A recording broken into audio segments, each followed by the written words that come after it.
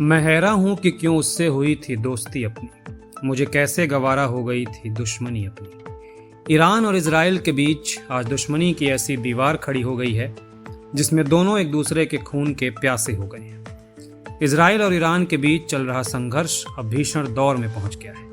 मंगलवार की रात ईरान ने इजराइल पर मिसाइल हमला किया। ईरान ने 180 से ज्यादा मिसाइलें इजराइल पर दाग दी। ईरान की इस्लामी रेवोल्यूशनरी गार्ड कॉर्प्स यानी IRGC ने कहा कि यह हमला हमास के पूर्व प्रमुख इस्माइल हानिया, हिजबुल्लाह के चीफ हसन नसरुल्लाह और IRGC के कमांडर अब्बास नीली फिरोशन की मौत का बदला लेने के लिए किया गया था। दोनों देश आज एक दूसरे के जानी दुश्मन बने हुए हैं और खून के प्यासे हैं। दोनों देशों के बीच टकराव की जड़ें दशकों पुरानी हैं, लेकिन हमेशा से ऐसा नहीं था। ये दोनों देश किसी जमाने में एक दूसरे के अच्छे दोस्त हुआ करते थे। फिर ऐसा क्या हुआ कि जिससे दोनों बन गए एक दूसरे के दुश्मन। साल 1948 में जब इजराइल ने अपने आप को आजाद देश घोषित किया, तब ईरान उसे मान्यता देने वाले शुरुआती देशों में था। इजराइल को नए राष्ट्र के तौर पर मान्यता देने वाला पहला देश अमेरिका था। अमेरिका के तत्कालीन राष्ट्रपति हैरी एस ट्रूमैन ने इजराइल के पहले प्रधानमंत्री डेविड बेन गुरियन को स्वतंत्र देश की मान्यता दी थी। 1949 में तुर्की दूसरा देश था जिसने इजराइल को मान्यता दी। फिर आता है ईरान का नंबर, जो उसे मान्यता देने वाला दूसरा मुस्लिम देश था। जब ईरान पर इराक के सद्दाम हुसैन ने हमला किया तो इजराइल ही उसकी मदद के लिए आगे आया था। उसने ईरान को हथियार, गोला बारूद मुहैया कराया था। ईरान और इजराइल के बीच दुश्मनी की शुरुआत 1979 में इस्लामिक क्रांति के बाद हुई। इस क्रांति के पहले ईरान पश्चिम एशिया में इजराइल का एक प्रमुख सहयोगी था। इस्लामिक क्रांति से पहले ईरान में राजशाही थी। शाह मोहम्मद रजा पहलवी के शासनकाल में ईरान और इजराइल के बीच आर्थिक, सैन्य और कूटनीतिक संबंध बहुत मजबूत थे। लेकिन 1979 में आयतुल्लाह रुहुल्लाह खुमैनी की अगुवाई में ईरान में इस्लामिक क्रांति हुई। इसके बाद दोनों देशों के संबंधों के समीकरण पूरी तरह से बदल गए। ईरान में जब पहलवी राजवंश का शासन था तो उसे मिडिल ईस्ट में अमेरिका का खास सहयोगी माना जाता था। इजराइल के साथ उसकी नजदीकी की यह एक बड़ी वजह थी। लेकिन ईरान में सत्तानशी होने के बाद आयतुल्लाह खुमैनी की सरकार ने इजराइल से सारे रिश्ते खत्म कर लिए।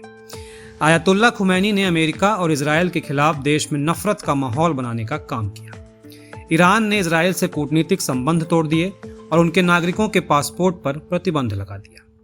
लेकिन यह नफरत यहीं नहीं रुकी। ईरानी सरकार ने राजधानी तेहरान में इजरायली दूतावास को जब्त कर फिलिस्तीन लिबरेशन ऑर्गेनाइजेशन यानी PLO को सौंप दिया। इस घटना के बाद दोनों देश एक दूसरे के कट्टर दुश्मन बन गए। ईरान की सत्ता संभालने के बाद आयतुल्लाह खुमैनी ने इजराइल को इस्लाम के दुश्मन के तौर पर पेश करना शुरू किया। यहां तक कि खुमैनी ने इजराइल को शैतानी शक्ति तक घोषित कर दिया था। ईरान ने इजराइल के खिलाफ फिलिस्तीनियों के संघर्ष को खुलकर समर्थन देना शुरू कर दिया। उसके साथ ही ईरान ने हमास और हिजबुल्लाह जैसे संगठनों को इजराइल से लड़ने के लिए हर संभव मदद देना शुरू कर दिया। इन सब वजहों से ईरान और इजराइल के बीच दुश्मनी बढ़ती चली गई। लेकिन 2000 के दशक में इसमें एक और नया मोड़ आया।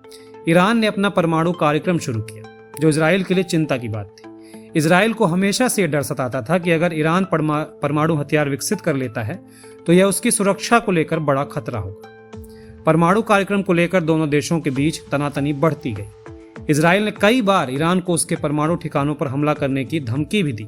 इजराइल नहीं चाहता था कि मिडिल ईस्ट में कोई देश परमाणु संपन्न।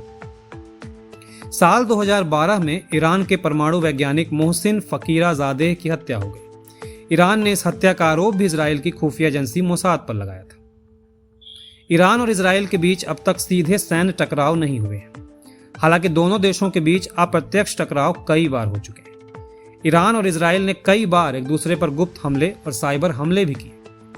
इजराइल ने स्टक्सनेट नाम के एक साइबर हमले में ईरान के परमाणु कार्यक्रम को काफी नुकसान पहुंचाया था। इसे किसी भी देश पर अब तक का सबसे बड़ा साइबर हमला माना जाता है। सीरिया में सिविल वॉर के दौरान दोनों देशों के बीच अप्रत्यक्ष रूप से कई झड़पें हो चुकी हैं। ईरान सीरिया में बशर अल असद की सरकार का समर्थन कर रहा था तो इजराइल इसके खिलाफ हवाई हमले कर रहा था। इसके अलावा ईरान ने हमास और हिजबुल्लाह को हथियार देकर इजराइल के खिलाफ छद्म युद्ध वाली स्थिति पैदा कर रखी। दोनों देशों के बीच दुश्मनी क्षेत्र में वर्चस्व को लेकर भी बढ़ाव देखा गया है। क्षेत्र में सऊदी अरब की ताकत काफी ज्यादा थी। ईरान पूरी दुनिया में यह संदेश देना चाहता है कि मुसलमानों का सबसे बड़ा हितैषी वही है।